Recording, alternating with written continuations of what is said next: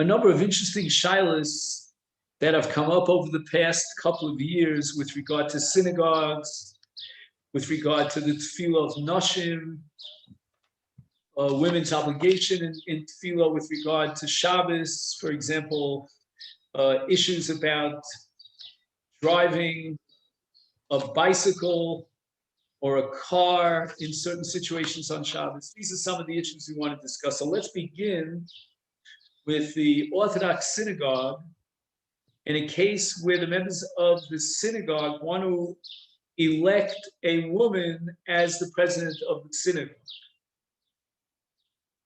And this issue, according to the way it's presented here in the tshuva called B'Mara HaBozak, hinges on how to understand the Rambam, and in turn the source of the Rambam in the Sifri. We'll start with the Rambam. The Rambam writes at the beginning of Hilchos Malachim, with regard to the mitzvah of Som Tasim Alecha Melech, Ein Ma'midim Isha B'Malchus, Shenemar Melech V'lo Malka. We have a positive command to appoint a king, but it's got to be a male and not a female. One could therefore argue that if that applies to the president of a synagogue, then it might be what's called an Iser Aseh, or otherwise known as a Lav HaBovachal Aseh. If the Torah tells you to appoint a man, then if you appoint a woman, you are violating that essay of appointing a man as a melech. But what does that have to do with the president of a synagogue? The Rambam goes ahead and, based on the Sifri, expands this way beyond the confines of a melech. And he writes, V'chein kol misimos shebi Yisrael ein memanim bohem el ish. Now we have a word, minui, ein memanim, we don't appoint. And we have a word, misimos. Misimos are responsibilities, leadership roles, what we call srara. And the Rambam is expanding the scope of the Isser of Ein Ma'midim Isha B'Malchus to apply to any srara, to any leadership role. We cannot appoint a woman as the president, as the leader, as the prime minister, call it an officer, a senator, whatever you want to call it. This is included in the expanded definition of Ein Memanim, Ein Ma'midim Isha B'Malchus. How does the Rambam know such a thing? You know, this very nice, the Rambam wants to expand the scope, but he's got to have some source. And the answer is it's a Sifri. On the pasuk Som Tasim, the Sifri darshans that Som Tasim is a mitzvah aseh. That itself, by the way, is a major issue, but not for us today, whether there's a positive command to appoint a king. And the Sifri assumes that the answer is yes. Som Tasim Alecha Melech. And it says the following. Mikan Amru, this is the Lashon of the Sifri, Ha'ish Memanim Parnas al Hatzibur, V'ein Memanim Ha'isha Parneses al Hatzibur. So from this pasuk and the mitzvah say of appointing a melech, the Sifri derives a conclusion about a Parnas Hatzibur. Now, Parnas al Hatzibur is anyone who's in charge of supervising the tzibur, which certainly should include any kind of function in the Beis HaKnesses, because if there's any place in any town or city or village that is a tzibur place, that is a communal gathering, there's no better location to identify than a synagogue, which is actually called a Beis HaKnesses. And the word Knesses is a reflection of the tzibur.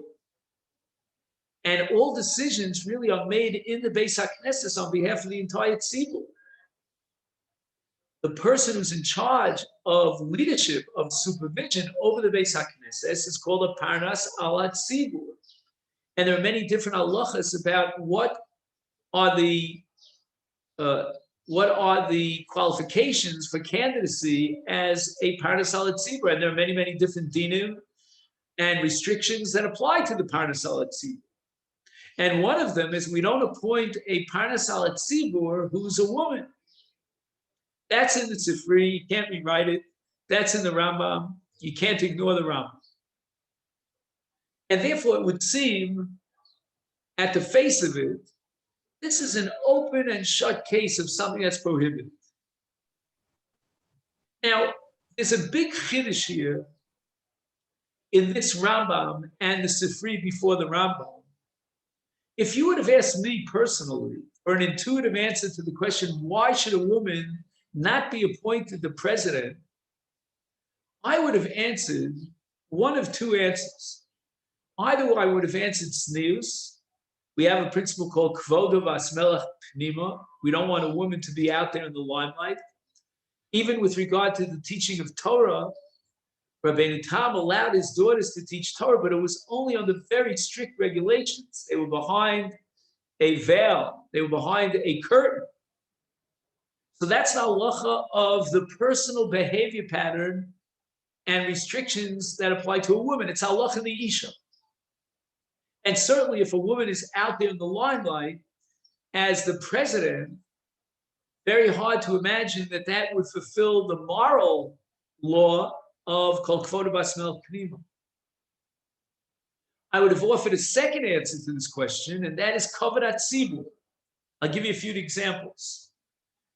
In terms of a woman reading the Megillah, the Bahag Shita is that a woman does not share the same identical obligation in Megillah as a man, and therefore she cannot read for the men in the tzibur. She can read from another woman, and even that's an issue. However, there are Rishonim and the Rambam amongst them who equate the chiyuv of a woman to the chiyuv of a man. And therefore the question arises as to why, according to that shita, if a woman shares the identical chiyuv of Megillah as a man, why can't she read the Megillah publicly? And here the poskim quote the halacha called kavod tzibur. It's not kavod tzibur for a woman to represent the tzibur as the proxy on behalf of the tzibur, in this case to read the Megillah. In fact, a woman can get an aliyah to the Torah according to technical rules, but already the Chachmei Ashkenaz, back at the time of the Rishonim, say that we don't call up a woman for an aliyah because of kavod tzibur. And this halacha of kavod tzibur seems to be a very strict halacha. So much so that it overrides the halacha of nashim olim leminyan shiva. We're not going to integrate a woman into the calling of 7 because of kavod tzibur. I would have said the same thing should apply to presidency. If reading the Megillah or reading the Torah on behalf of the tzibur undermines kavod tzibur, then I would say the same thing should apply in the case of presidency. If a woman is the president of the entire congregation, that is pogea, that undermines kavod tzibur, which is a very strict halacha. However, you see from the Sifri that we're on a whole nother channel. We are not dealing not with tznius of kol kvoda basmel pnima, nor are we addressing an issue of kavod tzibur. We're talking about a mitzvah of minui melech. And the Sifri learns that minui melech means we are commanded to, number one, appoint a king, male, but also we're commanded, or shall we say, we are enjoined from appointing a woman. It's not halacha in the isha and her kavod. It's not halacha in the tzibur and its kavod. It's halacha in melech. The mitzvah of minui melech generates an isur not to appoint a malka. So with all due respect to the Queen of England, and I know in Canada we have whatever it is, we don't appoint a malka. You know, that we'll leave that for the other nations of the world. Now, there's a Ramban, and all the Sephardic poskim who are makil, and we'll see a list of them, and they permit the tzibur to appoint a woman as the president of the synagogue. They all base themselves on this Ramban. Ramban is bothered by the question, and this is in Masechta Shavuos, of how Dvorah, the great Shofetes B'Yisrael, could have been appointed as such. Why is she not included in this Isur of not appointing a Malka? And we ask the Ramban, differentiate between a Shofetes and a Malka, whereas a Malka is prohibited, a Shofetes is allowed. And the Ramban offers the following two answers. Number one, she was never officially appointed as a Shofetes. The people just treated her as such, but there was never a minui. And you see from this first answer of the Ramban, we'll get in a minute to the second answer of the Ramban, that when we appoint a Malka, that's a prohibition, that's a violation because of the actual formal minui. But if there's no formal minui, we treat her as if she were a Malka, we accept her authority, but that's something that we treat her as if, but we never actually appointed her. That circumvents the violation of appointing a Malka. I don't think this Ramban, in his first answer, is going to be very helpful for the case of appointing a woman as president of the synagogue. Again, if she's not officially elected, and we just respect her opinion, like according to Ramban's approach, we respected the guidance of Dvorah, that's fine. I wouldn't have a problem with that in the Ramban's first answer. But the Ramban avoids minui. And in the case of the president of a synagogue, that's a minui. That's an appointment. We're not faking it out. We're not imagining. We're not treating. We're not respecting. That's not what's going on. There's an official appointment as president. There's going to be an inauguration as president. There are rules and bylaws that give the president, once appointed, authority.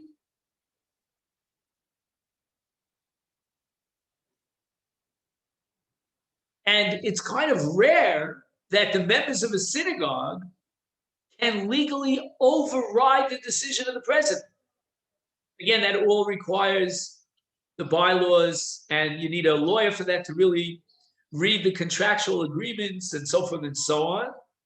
But I've heard personally of occasions where the rabbi of the synagogue was fired by a decision made by the president of the synagogue without the agreement of the rest of the shul. Not a pleasant piece of Jewish history, but it has happened because there are legal documents that grant authority and power to the president of the synagogue.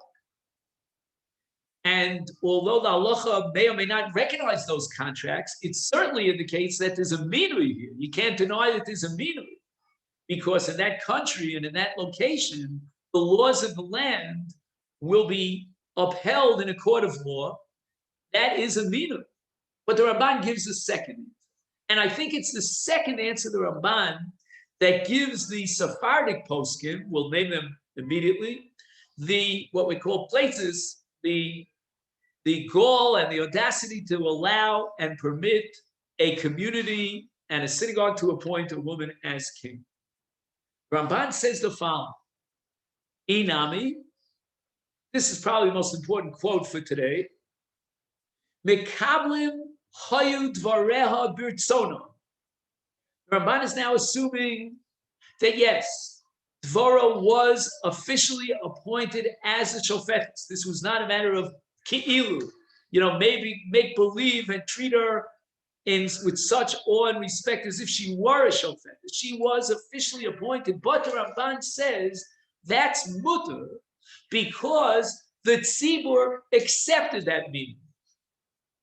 And this, to my mind, is a revolutionary breakthrough of the Ramban. And it's the only basis for being makil in our question about appointing a woman as a president of the shul, as many Sephardic poskim accepted this answer of the Ramban. Why is it such a revolution? The Ramban is telling us that even the halacha, the Iser essay of Som Tosim Alecha Melech Melech Lo Malkum comes under and should be subsumed under the universal principle of Kavod HaTzibur. That's one Chiddush which is ipso facto in the Ramban. I mean, you can't deny it. The Ramban is saying that this Isser of appointing a Malka is a matter of Kavod HaTzibur. Otherwise, the Ramban's second answer makes no sense. So what if the Tzibur accepted her? There's a separate Isser to appoint a Malka. But the answer is there is no separate Isser to appoint a Malka. The Ramban denies the whole thing. He says that what the Sifri has in mind of Som Tosim Alecha Melech V'lo Malka is Kavod HaTzibur. And if the Tzibur gets together and decides we're mochel on that kavod, we always have a principle of mechila whenever there's halach of kavod. So, for example, a rebbe could be mochel on his kavod. A parent could be mochel on their kavod. My only problem here is, and this is a kasha I have on the Ramban, if the kavod hatzibur here is inherent in the melech, meaning in the parsha of Minui Melech and the mitzvah of Minui Melech, then we don't have mechila with regard to Minui Melech. Melech shemachal kvodo ein kvodo machal. For those of you who are learning Daf Yomi, you may remember that recently we learned that Shaul Melech, that he was taken to task because he was mochel on his kavod, and a king is not allowed to be mochel on his kavod. But leave that question on the side. Who are the Sephardic poskim who go on record as permitting the tzibur to, by election, to vote in a woman as president? Number one, it's the Sephardic chief rabbi at the time of the establishment of the state of Israel, and his name was Rab Ben Zion Chai Uziel. Maybe you never heard the name Chai, but my son Menachem, he has two names, Menachem Chai. Chai is a name. In our case, he was named after my wife's grandmother, who was Chaya, and his name was Chai. Rav Uziel, who was a prolific posek in his time, writes, based on this Ramban, that the prohibition of appointing a woman a srara on the tzibur depends upon whether the tzibur accepted her or not. If the tzibur went ahead and elected her, she does not come under the Isser of Minui Srara al Tzibur. And based on this psak, the former chief rabbi, Sephardic chief rabbi of Tel Aviv, his name was Rav Chaim David Alevi. Again, he has many Sfarim that he published. I'm not sure if he's alive anymore. I don't think so. Anyway, Rav David Alevi paskins that you can rely on the Ramban. The Tzibur has elected a woman as president, and that's okay.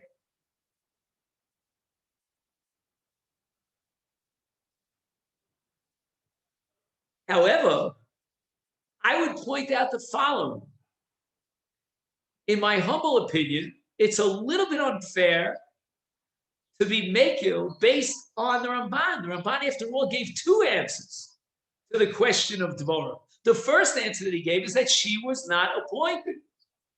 Clearly, the Ramban in his first answer understood that once there's a minui, there ain't no such thing as mechilas hatzibur. And I would dare say that if the tzibur would decide that a woman will read the Megillah on behalf of the tzibur or read the Torah on behalf of the tzibur, it would not make any difference and any dent in halacha, because there's no such thing as mechila on kavod hatzibur. Just like there's no mechila on kavod hamelech, because the melech represents the tzibur, there's no mechila on kavod hatzibur. Kavod hatzibur doesn't lend itself to mechila. And that's why the Ramban never crossed out his first answer. He could have easily taken a kulmus and crossed out his first answer. He didn't do so. And you might argue that he accepted his first answer. He offered a second answer for those who believed that Dvorah was actually appointed. Because the Ramban's first answer is very what's the word I'm looking for? Is anyway, I'll use a more common, very iffy, because it assumes that Dvorah was not officially appointed. So the Ramban has to find out with another answer. Rabbi, elusive? Elusive? No. Thanks. I appreciate it, but that's not the word I'm looking for. The Ramban's first answer is very, what's the word? Debatable. I'm looking for a word. It doesn't matter, but you understand my point. The Ramban is assuming a reality that may or may not be true. Is it really so that Devorah was not the official shofetes? That we just treated her with great awe and respect? Like, for example, I live in Har Nof. We have a great deal of respect for a number of poskim in Har Nof. No one's officially been appointed as the chief rabbi of Har Nof. But, there's the Boston and Dayan, and then there's Rav Rubin up the block, and I can give you a whole list of different rabbanim that we respect. I would guess the same is true in the city of Toronto. I'm not sure if I don't know. I don't know enough about this. I don't think Rav Shlomo Miller was ever officially appointed as a chief rabbi, or Rav Felder. No. There's certain personalities in the city of Toronto from the 2 years that I was there that are well received and well respected. I don't know if the same thing took place at the time of Dvorah. And that's the Ramban's assumption in his first answer. He offers a second answer because he's a little bit nervous about assuming that everyone's going to accept his ukimta in the reality of Dvorah. But again, from the perspective of the Ramban's first answer, I think one could argue that presidency of a synagogue is certainly an official minui. It has legal implications. We have an invocation ceremony for the president. We'll give the president a plaque, and she'll hang it up on a wall in this case.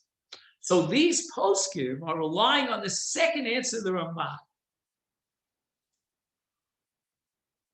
However, here's where the action gets even more exciting.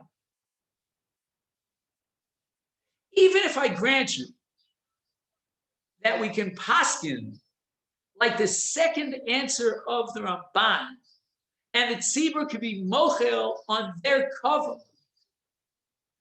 I'm not sure if that's fair game for the Sifri.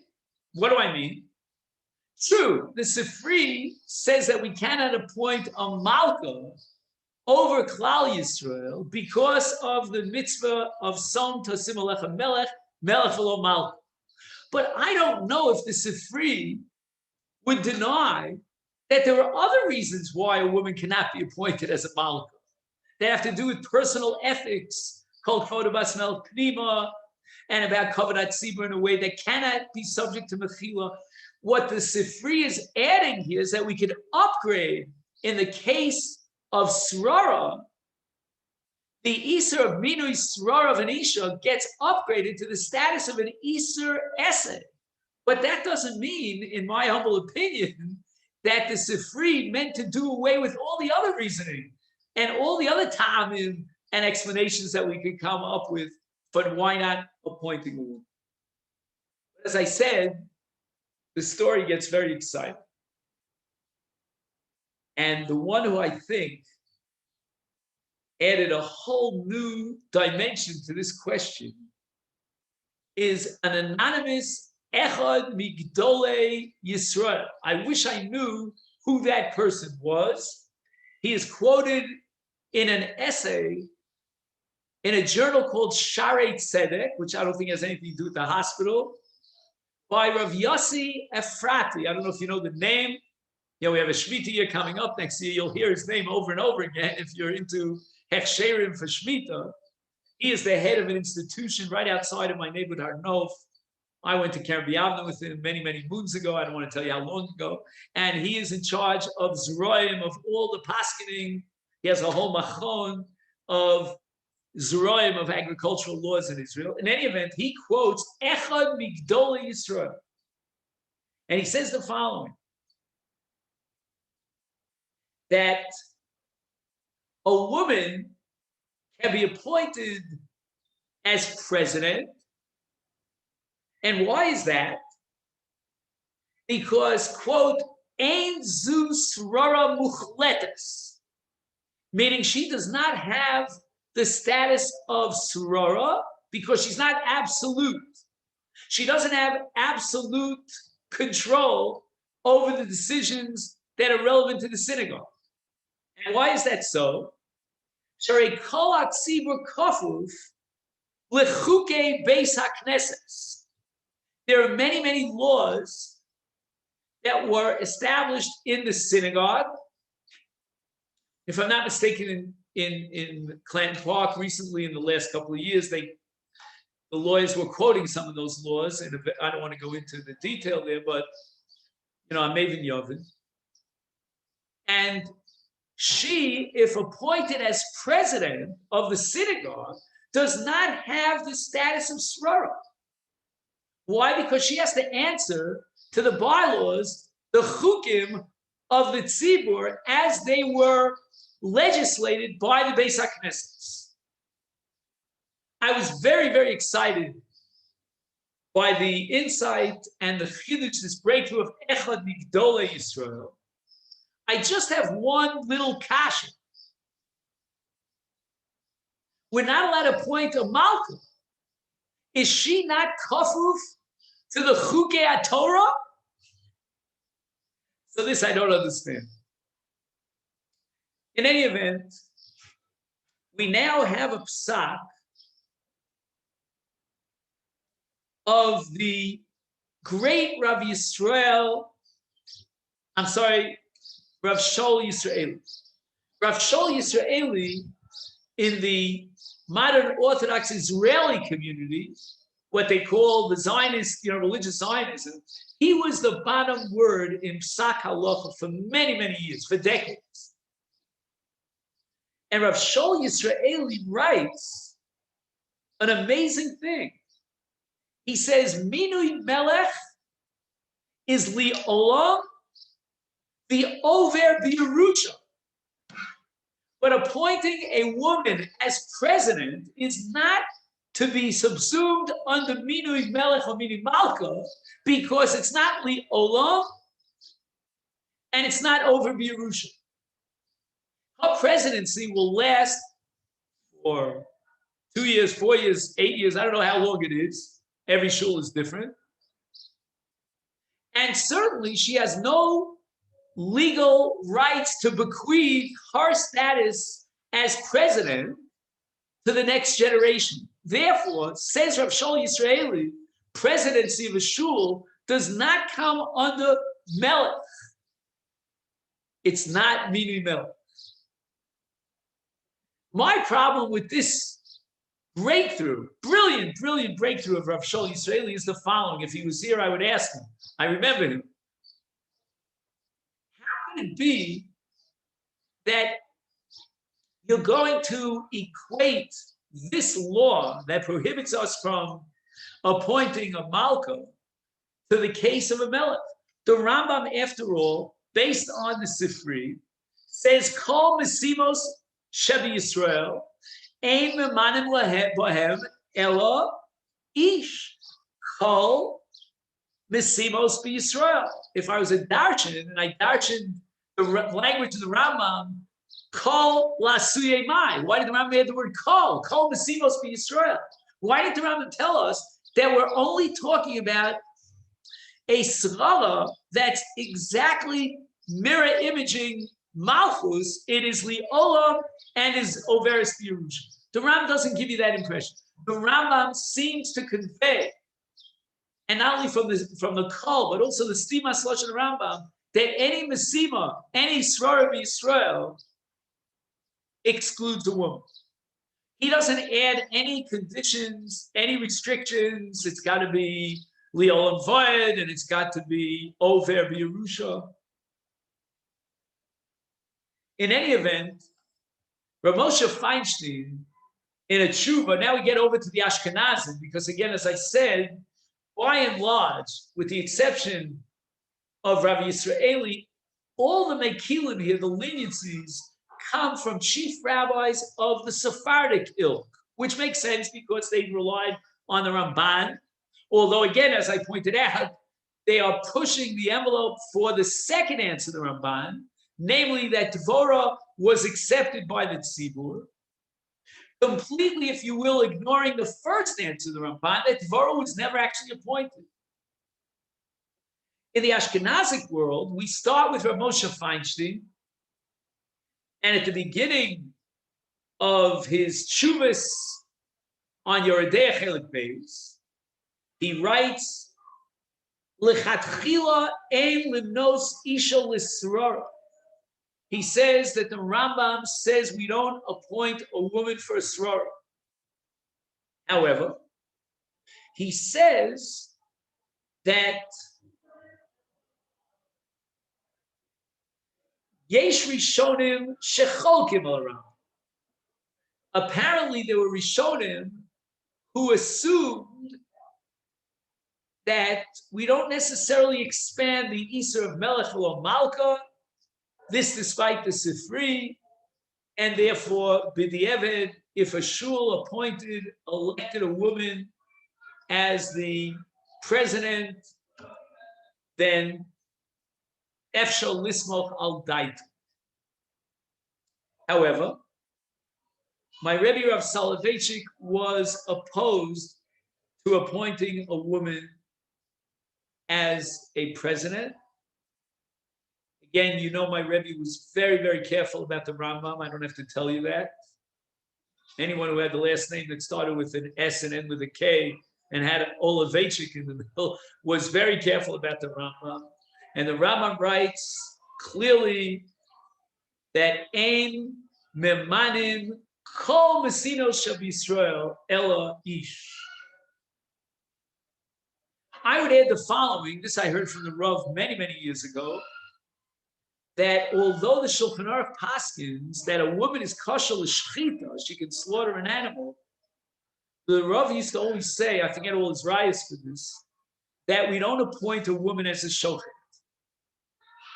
Again, if she went in and shechted an animal, we could eat the meat. I'm not saying no, if she has all the qualifications. And the Rav used to say, now I remember, it's based on Yerushalmi at Chulin. And Tosfos makes reference to that Yerushalmi at the beginning of Chulin. But the Rav used to say that a shochet is a minui. It's a srarim. The community has to accept the shochet. In fact, if somebody comes into town from another village and he shechts an animal, we don't eat from that shechita. Not only because we may have suspicions that it's not a proper shechita, but because he was not appointed by the tzibur. You see clearly that shochet is a minui kol. My father, Zichron Baruch, had a problem. His first rabbanus was in a city called Bangor, Maine, and he wanted to undermine the minui of two shoftim in the city of Maine. At that point, a lot of kosher meat was coming through Maine, all over the United States. And my father was 22 years old when he fought a battle against two shoftim.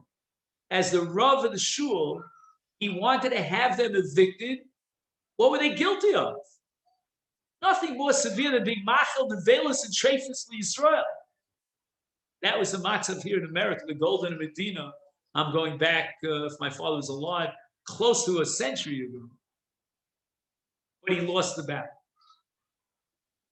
He was not able to get these two shoftim out of Bangor. And on Kol Nidre night, at the age of 24, he got up in front of the community and he said, either they leave Bangor or I leave Bangor. And you guessed it, my father had to leave Bangor. I have a document. Well, I shouldn't say this out loud. It's probably Lashon Hara. From a very important person who writes, my father, what kind of kanos is this? You're such a kanoi, Rabbi Berzon. How could you do such a? Anyway, I got off on a tangent. Getting back to our discussion, there's something called a minui kahol, and whenever a minui kahol applies, the Rambam Shita is we don't appoint a woman. There's another set of tshuvas called the Mishnah Halachos, again representing the Ashkenazic way of thinking here, and Le'isa we don't apply. We don't allow a woman to be appointed as president. Now, if you look on page 24, I think David sent this out today, you'll see on page 24 that the authors of this tshuva, Mara Bazak, come to the final conclusion. After writing Yesh Matirim, the Yesh Machmirim, what is the bottom line? I don't know, but they write the following. Im haminu Yosef yira shamayim, v'yigrom l'nashim u'lemishpachot lagia lebeis hakneses. If appointing a woman as president is going to bring about a major tshuva movement, and women who stay away from the synagogue are now going to proudly come to their synagogue because our friend Sally is president, or alternatively, if full families will join the synagogue because a woman was appointed, then not only should we rely on the Mekilim in a kind of B'di'evet situation against the Machmir, but moreover, this is the way we should go about doing it, and we should apply. Frankly speaking, I'm not comfortable. It bothers me that this is the method of Kiruv. Yeah, I understand. We live in a world of feminism, and the women want to get. Sorry? Sorry, who was this? Who said this? I'm sorry. This is page 20. You have page 24? Again, he never tells you who actually signs on the bottom line here in these tshuvas. How did I get these tshuvas? I just tell you the story. There's a fellow who lives in Harnof who learns in this kollel where they produce these tshuvas. And the kollel is located literally around the block here in Katamon. I'm here now in Katamon in the Amic Learning Center. So I give him a lift every morning. And he's a very, very fine chap. And I always ask him, what are you learning in the kollel? So he mentioned a few of these issues. And I said to him, can you share with me any officially, written tshuvas from your kollel? And this is what he sent, which I passed on to David. And this is what he writes here.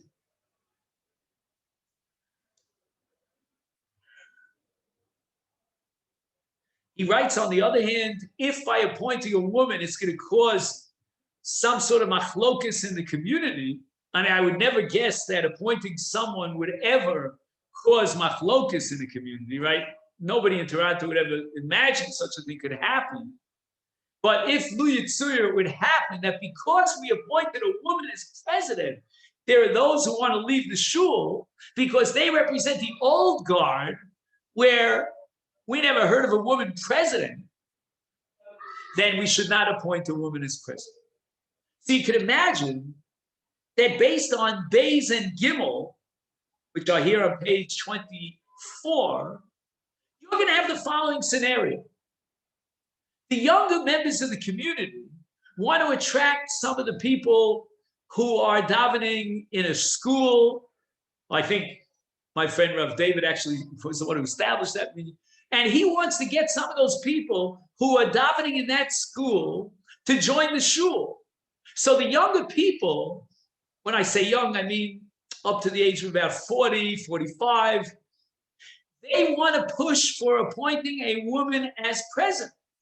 I'm not sure if they're ready to appoint a woman as the rabbi. That I don't want to be choshen. The other members of the community, let's say from the age of 50 and up, and the community has quite a few of those as well, the elderly statesmen, they're absolutely opposed to appointing a woman as president. So what do I do in this case? I've got to split down the community, down the middle, between half the community of the younger wing of the shul and the other half of the community, the elders. I don't know. He says, Yeshiv ol b'darchei noam. Yeah, but what's darchei noam over here? Is darchei noam because the young people think it's going to be great for the shul, will invite many, many new families to join the shul, and that's because we have a woman president? Or is it the other way around? Darchei noam tells me that we have to respect our elders, and why create machlokas? Right now we have a man as president. I don't see him today. But anyway, so that's the deal. It very, very unsatisfying. So I don't know exactly where the hatchet falls here in that tshuva, in this tshuva. But I think it really might depend upon whether it's a Sephardic community. Again, there aren't too many Sephardic communities that could be classified as modern Orthodox. I suppose there are a few, but not too many. Or it's an Ashkenazi community. By the way, the minhag is that women did not teach publicly. Here in Yerushalayim, they're very makpid on that. Again, if a woman is teaching an audience of women, the men will sneak in or they'll listen on Zoom or whatever. That's something else. But to officially appoint a woman to teach the men, we avoid that. That seems to be the accepted minhag here in Yerushalayim. I don't know, what happens over there. And for a woman to teach the women, that's great. That's amazing. It doesn't have to do with the extent of the. I mean, Nechama Leibowitz, she had certainly had a following, no? But you know what? I think the Nechama Leibowitz generally, I mean, don't quote me on this, used to teach in smaller areas. You know what I mean? I don't know if she got up in front of a shul and gave a shiur. I don't know. Maybe she did. You'll check it out for me. Okay.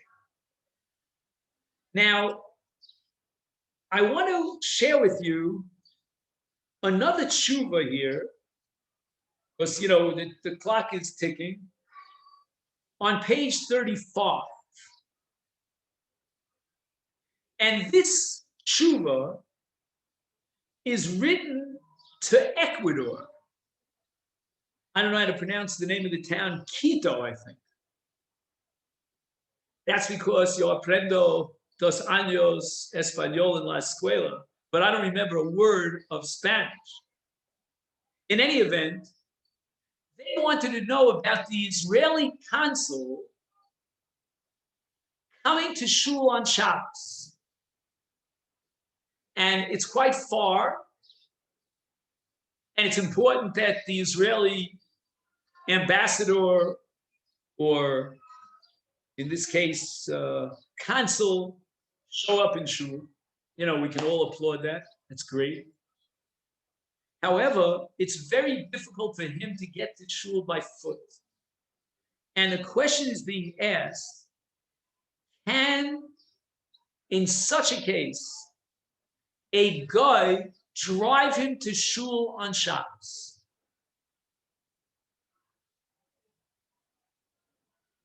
And the answer that's given here, I'm going to just quote to you. If you have page 35, you'll see it with your own eyes. I'm not making this up. He says, "B'mikreh hamyuchad hazeh," in this unique case, you're appointing a non-Jewish driver to drive you. Yesh lahati. We're going to allow this to happen. He adds another condition. Number one, don't open any of the doors of the automobile. And number two, make sure that anyone davening in the synagogue knows that you were driven to the synagogue by a non-Jewish driver.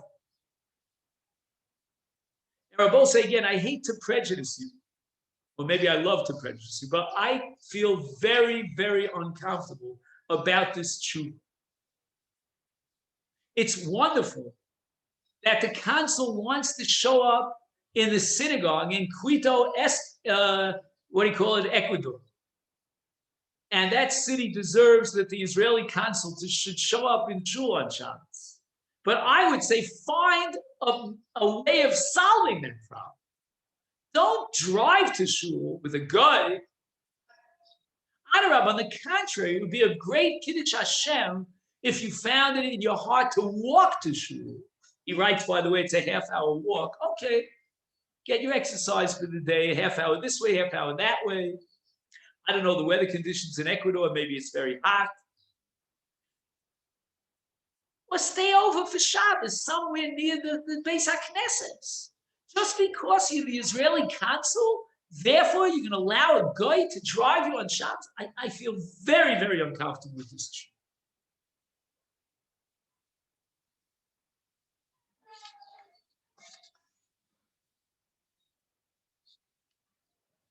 And now, if you take a look on page 36, we have a shaila that comes in from New York City about driving a bicycle on Shabbos. Here's the Maisa. By the way, just out of curiosity, I mean, I spent only 2 years in Toronto. Was there anyone in Toronto that you knew of that was part of the Orthodox community? And I'll give you the broadest definition of the Orthodox community. You could take the motions, all the different synagogues. And do you know of anyone who drives a bicycle on Shabbos? I don't know. I was shocked by the question. But let's just see what the question is all about. The poskim for hundreds of years have prohibited driving a bicycle on Shabbos for 2 reasons. The first reason is because of the wheels. The wheels of a bicycle have to be pumped up by air, with air. And if the air goes low, and it's true for an automobile with a kal vachomer, but automobile has different issues of malacha doraisa. But let's say in the case of a bicycle, we're not dealing with doraisa. But we're afraid, and the poskim for hundreds of years have paskin, Ashkenazim, Sfaradim, unanimously, we're afraid that the wheels of the bike will go down and the air will be lacking, and you might be tempted to pump up the wheels with a pump, an air pump on Shabbos. That comes under a doraisa, a tolda of meleches make b'patish, otherwise known as tikkun mon. The second reason why they were totally opposed against bicycles is because of what's called shasharot. Shasharot means that a bicycle has, how do you call it in English? If you can help me out, the chain. The chains. Excellent. I forgot the word chains. Now the chains very often, in the case of a bicycle, get loose. Sometimes they fall off. And once again, the poskim were afraid of tikkun mon. So what was the shaila that was asked in the city of New York? If you take a look at the 2 diagrams on your page 36, on the left column, you will see a diagram of a classic bicycle. On the right column, you'll see a very, very unusual bicycle. It's mamish, we would say in Yiddish, verkrumpt. It's just distorted. What's that all about?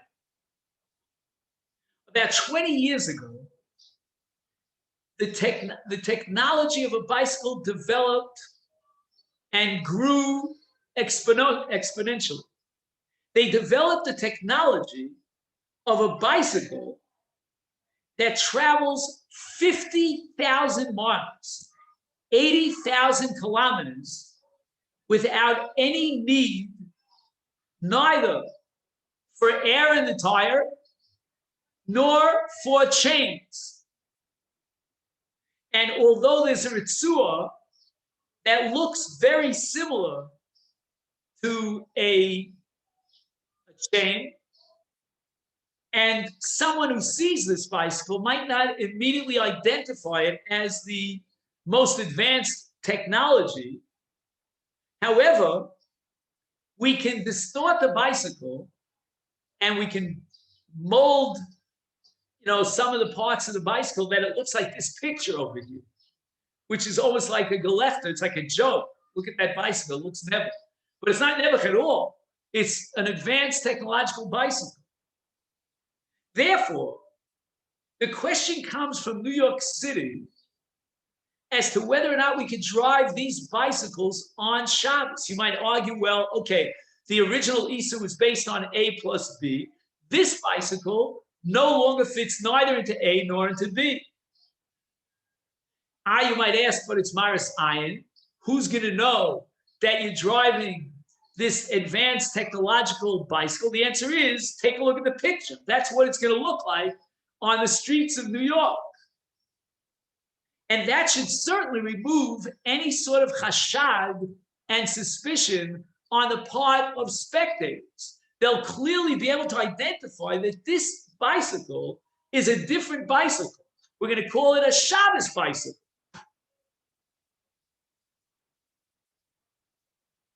And in my humble opinion, this question doesn't get off the ground. We do not ride bicycles on Shabbos. And the reason for that has nothing to do with whether or not this bicycle has the chashashos, are we worried about X, Y, or Z, or we're not. It's uvdin dechol. And Baruch Hashem, I was happy to see that in this tshuva, he's aware of uvdin dechol. There are certain kinds of behavior patterns that are antithetical to the avira, to the atmosphere of Shabbos. We spend Shabbos going to shul and davening. We spend Shabbos learning extra hours. We don't run around on bicycles on Shabbos. You want to talk about young children? Okay, we can take a debate and we can advise you and recommend you what you do with your young children. Can we allow them to ride bicycles? This is the kind of bicycle, the kids are not going to be happy that it's so distorted, but this is the kind of bicycle maybe we could allow for young children, and then we'll have to ask exactly at what age we start with chinuch. But as far as adults are concerned, this should be clearly uvdin dechol, which, by the way, uvdin dechol is a da'oraisa halacha. People mistakenly think that uvdin dechol, is something that you shoot out of your sleeve whenever you need a chumrah. I'll call it uvdin dechol. No. The Gemara derives uvdin dechol from a pasuk in Yeshaya, and this pasuk in Yeshaya is the basis for so many different halachas in Shabbos. In Tashiv mishabas raglecha, asos kafatzecha, b'yom kodshi, v'karasa l'Shabbos oneg likdosh Hashem mechubad. We have here a number of different dimensions of Shabbos observance that are indicated here in this pasuk in Yeshaya and Ches. One of them is what's called Shavuos, meaning we, in addition to the 39 categories of labor that we abstain from, there are other activities that we terminate and we abstain from on Shabbos. Number two, Asos Chafotzecha, which might be the source for these mukta. At the very least, it's the source for involving myself in different activities that are clearly related to the week. We derive from this pasuk, number one, the mitzvah of Oneg Shabbos, number two, the mitzvah of Kavod Shabbos. And therefore, when I come home on Friday night and I recite Kiddush al Hakos, even though I've already fulfilled my mitzvah of Kiddush Zochis Yom Shabbos Kachu and Tefillah, I'm fulfilling the mitzvah of Oneg Shabbos. Furthermore, I hope that either I or my wife, in my case, it's always going to be my wife, prepares a beautiful Shabbos meal, and that's Oneg Shabbos. And then you have Kavod Shabbos. You have to wear special clothes for Shabbos. The entire atmosphere of Shabbos, in a positive sense, I'm not talking about Sur Meirah, avoiding the 39 malachas, is derived from this pasuk. In Tashiv mi Shabbos Raglecha. The Gemara tells us in the Sefer Shabbos, based on this pasuk, "Shelo tehehi luchacha b'Shabbos ki lucha b'chol." We're not allowed to even run on Shabbos, let alone ride a bicycle on Shabbos. And in the final maskana here on page 37, he quotes poskim. Again, I never heard of these poskim, but they say yesh lahatir shibush b'ofnayim. We could allow riding bicycles on Shabbos. Now, I didn't get a chance. I apologize. I have it home, but I don't have it here.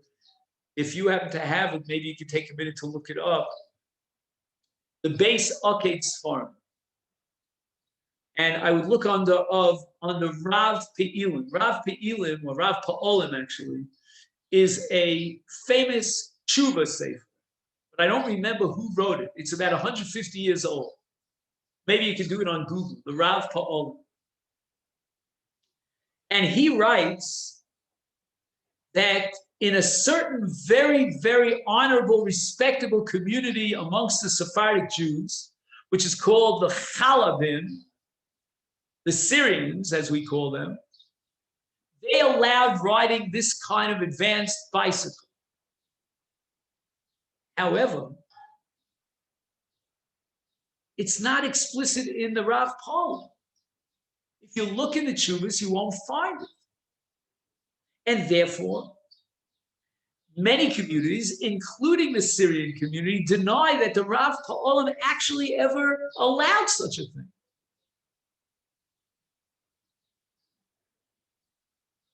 And therefore, he says, Im lahatir heter gorev, he says, I'm not willing to do that.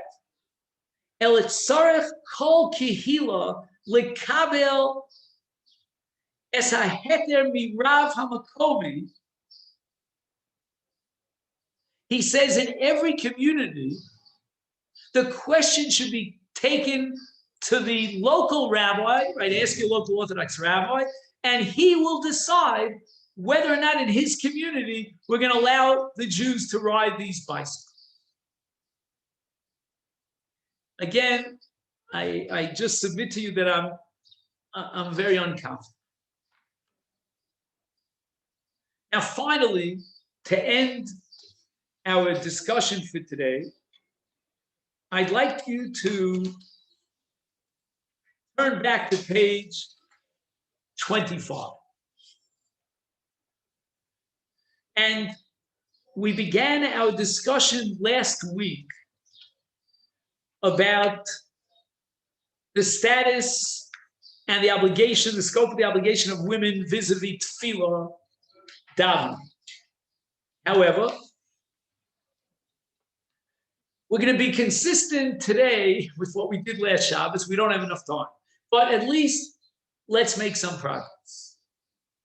Last week, we mentioned that it seems clear from both the Rambam and the Ramban, and certainly it's explicit in the Ramban, that women are obligated in tefillah, not only d'oraisa, which is the Rambam shita, but also in tefillah d'Rabbanan, which means that a woman has to daven shachris and mincha. We'll see about Kriyat Shema. We can talk about Pesukei de Zimra, but at least Shmona Esrei of Shabbos and mincha, both according to the Rambam and according to the Rambam.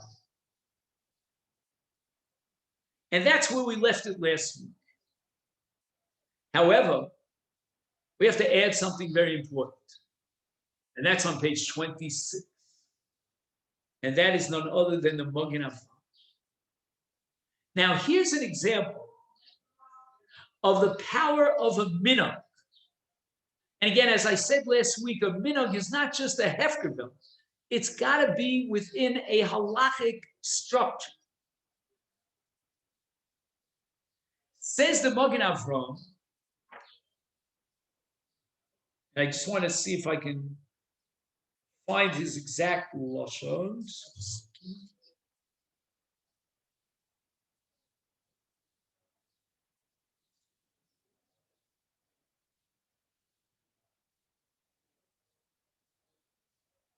Second, it's here on page 26. It says the following, and you'll see this on the top of page 26. He writes about the minhag of Bnos Yisrael, the finest women and young women in our community, is l'kayim rak es ha-mitzvah d'oraisa, only the Torah commandment of tefillah, meaning, number one, he's accepting the Rambam against the Ramban, that tefillah is d'oraisa. As such, it's a mitzvah saseh she'ein hazman grom. I can't overemphasize that. Therefore, women are obligated to tefillah like men. But he's not, in the context of the minhag of Bnos Yisrael, he's not accepting the obligation of tefillah d'Rabbanan.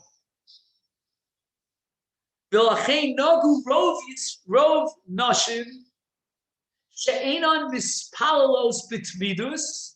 They will not, on a regular basis, recite Shmon Esrei in the morning for Shachris and another Shmon Esrei in the afternoon for Mincha. We'll see about Ma'ariv later. Ela omrim miyad baboker samuch lenetilas yodayim ezo bakosha umidoraisa dai bozeh.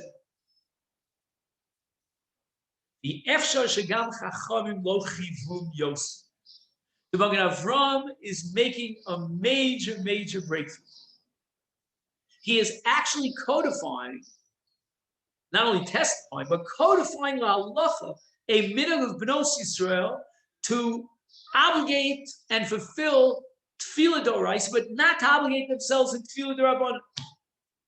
And they will express a bakasha kolshehi, because on a d'oraisa level there's no set nusach tefillah, there's no set required time for tefillah, there's no minimum share of tefillah. One bakasha a day is enough.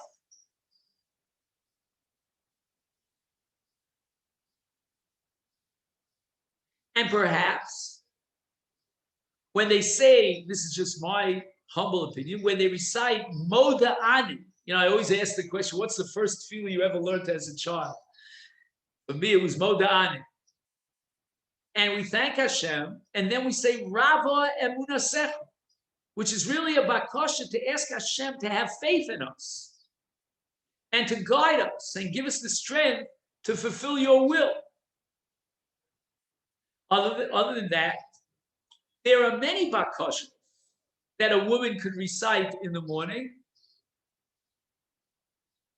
and she'll ask Hashem for strength, for health. If you know what's going on here in this part of the world, we need those bakashos.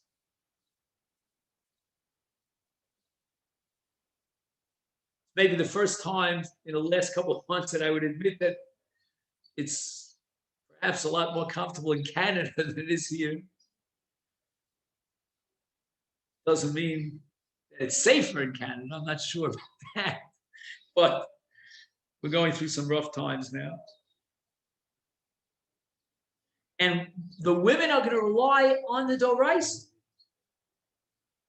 Very strange. It's a minhag that apparently is widespread amongst the women folk, but it contradicts everything we know from the Rambam and the Ramban, that women are obligated not only in Tefillah Doraisa, but in the Nusach Tefillah D'Rabbanan and the times of Tefillah D'Rabbanan, as we know. The Magen Avram adds that Misha b'yada, with a mafik hey, lekayim eschiv hatefillah k'takanas chachamim tavo oleha bracha. He benches a woman who will fulfill tefillah d'Rabbanan. He's not going to require it because rov nashim nogo she'ein mispalos bitmidus ela bakasha achas bilvad. Now, just to end the shir, because I see we're running out of time, on page 27, Nashim ein chayovas b'tfilos arvis. If the women were obligated in tefillah d'Rabbanan, it's only shachris and mincha. And here we have a Shagas Aryeh. And the Shagas Aryeh claims that just like the men accepted upon themselves as a chova to Daf Ma'ariv, that includes the women as well. So we might add to the Magen Avram, a woman who davens 3 times a day is Tavo Leil Broch. And certainly the Shagas Aryeh would applaud.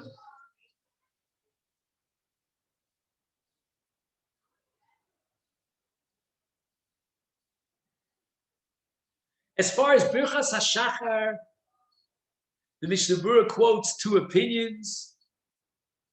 The Aruch HaShulchan says that women are obligated in Birchas HaShachar, but some of the Sephardic poskim, Rav Habashol, others, they are Mekil, and women are not obligated in Tfilas HaShachar. Again, that has to be analyzed. Sukkot and Zimra, everybody agrees, is a kiyum of Talmud Torah, and therefore women are not obligated. Kriya Shema, women are exempt because Kriya Shema is a mitzvah say shazman groma. And he writes here about Musaf that it has the same status as Shacharis and Mincha. I'm not comfortable with that. I don't know that women are obligated to tefillas Musaf.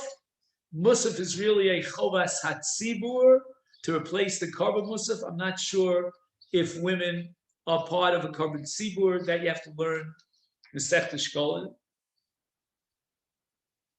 Now, if women want to recite Kriyat Shema, no problem, obviously. But if they want to recite Birchas Kriyat Shema, or for that matter, Birchas HaShachar, then the poskim allow it. Meaning, even according to those that would argue that women are not obligated in not in Birchas HaShachar or Baba Shol, and certainly with regard to Kriyat Shema, they're not obligated. Nevertheless, there is an Eina Mitzvah V'Osa. A woman is allowed to take upon herself an obligation to fulfill a mitzvah saseh shazman. We'll just end with the Aruch HaShulchan. You'll see on the bottom of page 27. He writes that even though the Shulchan Aruch exempts a woman from Kriyat Shema because it's man groma, nachon lelamdon, the right way is to teach the women sheikablu alehem malchus shamayim, that Kriyat Shema as a formal recitation is man groma. But the essence of Kriyat Shema, the kiyum of Kriyat Shema, is Kabbalas Ol Malchus Shamayim. A woman, no less than a man, is obligated in Kabbalas Ol Malchus Shamayim. She doesn't have to formally recite the three parshas of Kriyat Shema. Maybe Shema Yisrael would be enough. Or more likely, the Aruch HaShulchan would advocate that a woman has in mind that she accepts the will of God and she's committed to do so. The Ramah actually seems to advocate that women should recite the first pasuk of Kriyat Shema, and that's the Ramah's way of guaranteeing that women will be makabel ol malchus shamayim on a daily basis. Again, as far as the Birchas HaShachar is concerned, the Aruch HaShulchan is very adamant that women are obligated in Birchas HaShachar, and Kabbalas Ol Malchus Shamayim they're obligated. As far as Tfilas Arvis is concerned, we have the Shagas Aryeh that women are obligated, but that was never really accepted by law. And finally, you'll see on page 28 that he writes that if a woman is taking care of young children, that's her primary responsibility. And any of these svekos, are they obligated in this, are they obligated in that? Or even as far as the Magen Avraham is concerned, we should require of a woman to do just the barest minimum so that she could dedicate herself full-heartedly with all her powers, all her energies, and all her time to raise the children. And finally, this is a question that came up in our family. What about a woman who feels that if she davens twice a day, she won't have the right kavanah? She's got too much on her head. Women are more busier today than the men. Should she daven or not? And here the poskim asks the same question about the men, because the Shulchan Aruch writes that if a person is tarud, he's got some very difficult issues on his mind, he's about to go into a court of law, he's not thinking about his tefillos, he's distracted, he should not daven. However, poskim dating back centuries ago already write that in our time, we don't have kavanah in davening, and therefore everyone should daven, even if he knows up front that he won't have kavanah. And I think we could apply the same rule to women, since the Ikar did, leaving out the Magen Avraham for a moment, women are obligated twice a day, mincha and shacharis, to daven shmon esrei. Therefore, even if they say, well, I got too much on my plate, I can't concentrate, I can't focus, they should still be encouraged. And that's where we'll end it for today. Thank you. Rav, can I just, going back to the concept of coveted tzibur, what are the parameters? In other words, is that a moving target? How do you explain that? Again, if you go with the Ramban Shita, it seems that in certain cases, at least in the case of Srara, Kavod HaTzibur lends itself to Mechila. I wouldn't say that it's not a clear-cut thing. If the Tzibur elects a woman and they therefore waive, W-A-I-V-E, right? They waive their rights to Kavod HaTzibur. The Ramban, in one answer at least, I would wonder in this first answer where you would accept this, but he accepts the Mechila of the Tzibur. I know, but I'm just saying the idea of coveted tzibur, what does that mean? The coveted tzibur is that it should be a man. Coveted tzibur means that it should be somebody who doesn't have a various. How do you define the concept of coveted tzibur that is? I only know it from the issue of women. Are there any other cases of Kavod HaTzibur? Let's just think. There is a Rambam in Pirush HaMishnayos. Let me just think if it's relevant to this discussion. Yeah. The Rambam Shita is that a Zaken Mamre who rebels against the Bezdin, we're talking about the Bezdin HaGadol, is guilty of undermining the Kavod of Bezdin. Bezdin, in turn, represents the entire Tzibur.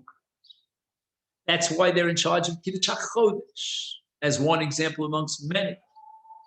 They may be in charge of Minu Melech to some extent. The Sanhedrin might be in charge of the entire calendar. Yomim Tovim, Akadosh Yisrael Vazmanim. So there are far-reaching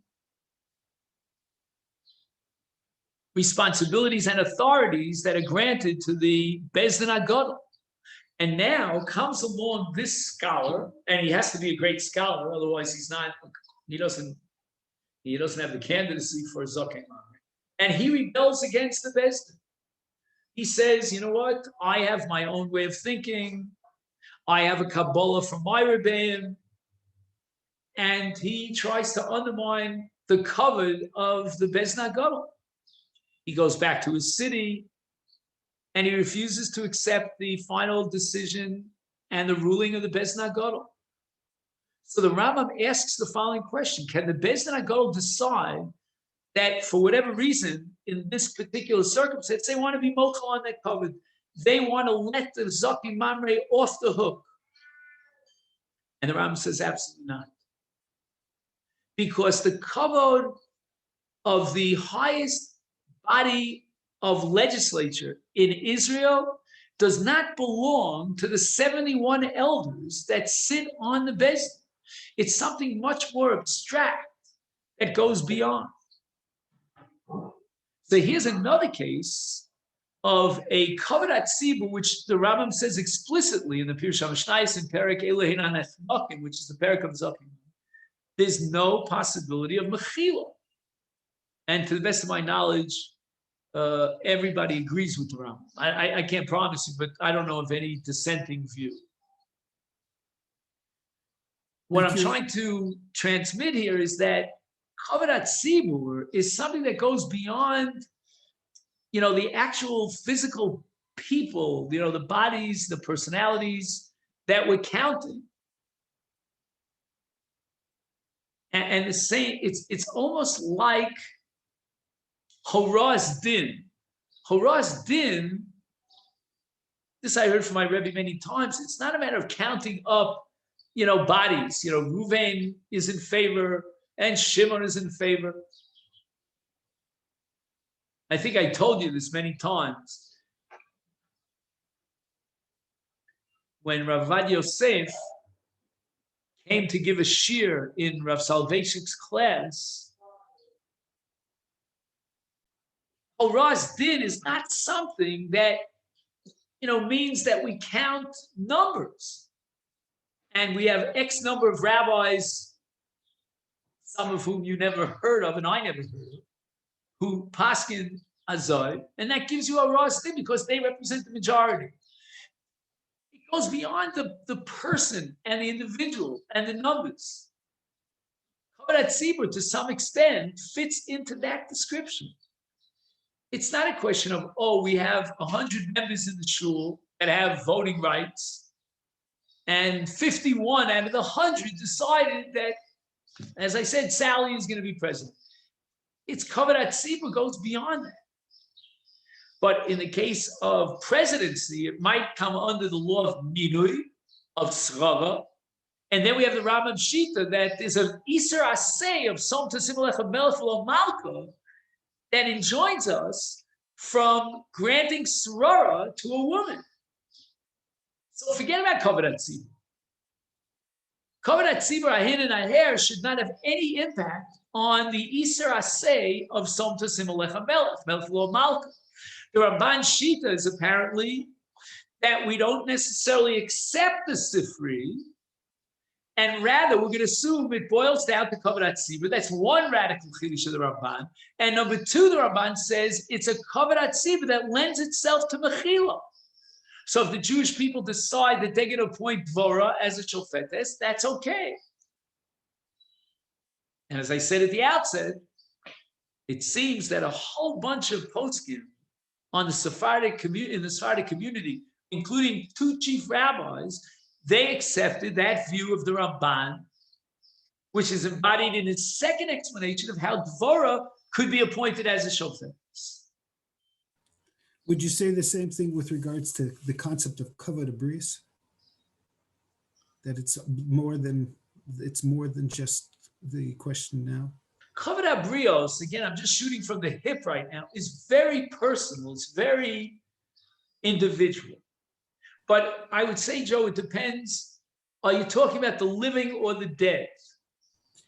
If you're talking about the living, I'm talking about the problems that are coming up, that come up in times because the changing standards in with regards to communities, changing standards with regards to women, changing standards with regards to kavod habrios is right. So I would tell you the following. Again, if you're talking about the dignity of an individual, a live person, then I would say mechila is a very relevant factor that has to be counted in.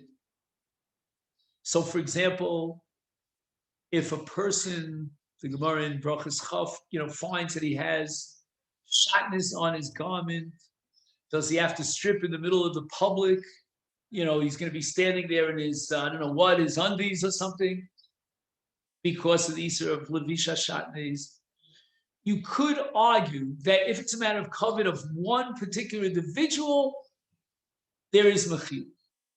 If the person is dead, and kavod habrios means we have to bury the dead, that might come under a halacha called meis mitzvah. And that category, I can't even begin to tell you. My body shudders when I think of how halachically significant that category of mes mitzvah is. You're talking about the Kohen Gadol, who's a Nazir, and what else? I don't remember anymore. Anyway, there are three different categories overlapping in one individual. He's on his way to the Korban Pesach, and he encounters a mes mitzvah, and he's going to have to be metame himself for the sake of a mes mitzvah. I don't think that a concept of mechila would be relevant. You can always argue, Rabbi Berzon, you're not telling me anything new because if he's dead, I don't know if he could be mochel on his cover. But let's say there is a case of a person who said before he died, don't say Kaddish. And it's an insult to a dead person if no one's saying Kaddish for him. It could be that with regard to kavod hames, we don't have mechila, even if technically this was a mechila. I ain't shown the poskim. I'm not coming to any definite conclusion. But as a general rule, in kavod habrios, I think you could have mechila when it's kavod of hachayim, but not necessarily in kavod hames. Okay, then on both sides, this is where we'll stop. Okay. Chodesh Tov. Chodesh Tov. And Chag Sameach. I don't think I'll speak to you before Will we Chag see Shavuos, will I? meet on Wednesday, next Wednesday? Is that already Yisru Chag for you? It is, it's before, Yeah. yeah, that's right. So again, yes, unless you have, no, I think we can do in it. my mind, Yisru Chag is like Canada Day. So we should learn some Torah.